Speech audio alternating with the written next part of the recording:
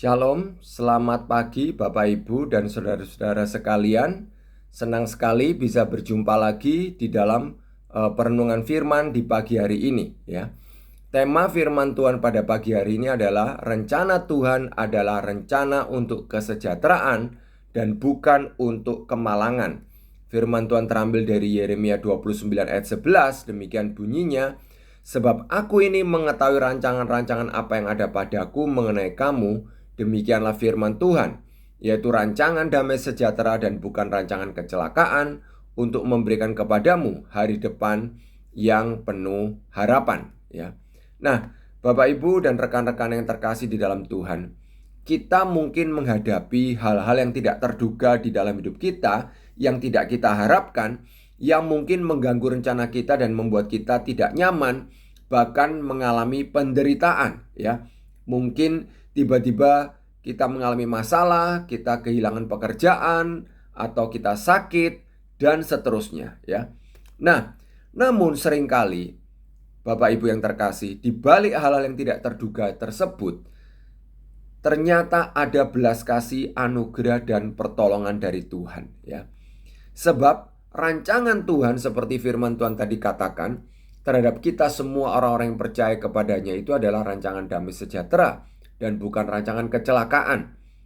Nah, Bapak Ibu yang terkasih, saya ingin membacakan satu cerita ya, yang terambil dari negeri Tiongkok.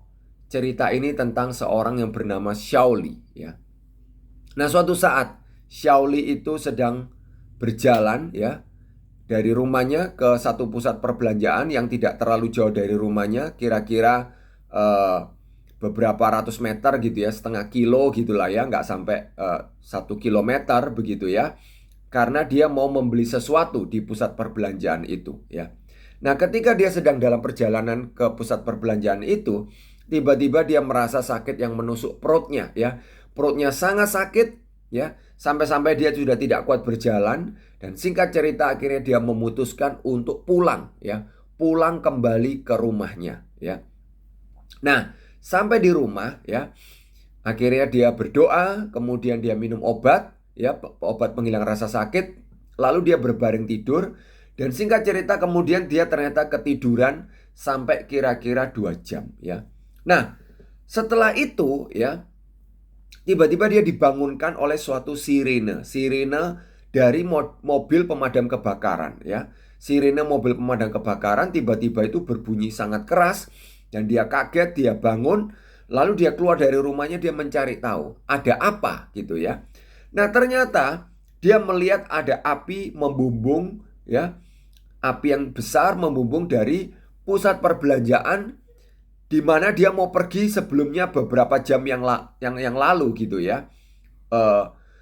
Jadi dia kemudian bertanya, ada apa gitu ya. Dia tanya kepada orang-orang yang lewat, orang-orang yang ketakutan dan berlarian. Ternyata pusat perbelanjaan itu kebakaran ya. Nah, lalu begitu ya. Keesokan harinya dia mendengar ya dari berita gitu ya. Ternyata ada beberapa orang yang meninggal dunia karena terjebak kebakaran itu ya. Nah, lalu Shaoli langsung teringat ya. Oh, ternyata pada saat itulah ya, ketika dia mau pergi ke pusat perbelanjaan itu, sepertinya Tuhan itu justru mengizinkan dia sakit supaya dia membatalkan rencananya ke pusat perbelanjaan itu dan dia pulang ya. Untuk akhirnya dia istirahat dan tidur ya.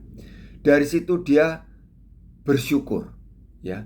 Dia belajar bersyukur. Ternyata sakit perut yang dia alami itu adalah satu cara yang dipakai oleh Tuhan untuk menghalangi dia pergi ke pusat perbelanjaan itu. Itu adalah satu cara bagaimana Tuhan mau menyatakan kasih-Nya, anugerahnya ya kepada Shaoli supaya dia terhindar dari masalah, supaya dia terhindar dari bencana ya. Nah, Bapak Ibu yang terkasih, saat ini mungkin kita juga sedang ada dalam masalah ya. Dan saya percaya sekali lagi seperti firman Tuhan katakan, rencana Tuhan buat kita, walaupun kita punya masalah dan penderitaan, pasti rencana Tuhan itu adalah rencana damai sejahtera, ya. Mungkin Tuhan sedang mencegah kita, Tuhan sedang mau melindungi kita dari bahaya-bahaya tertentu ketika kita diizinkan mengalami masalah, ya.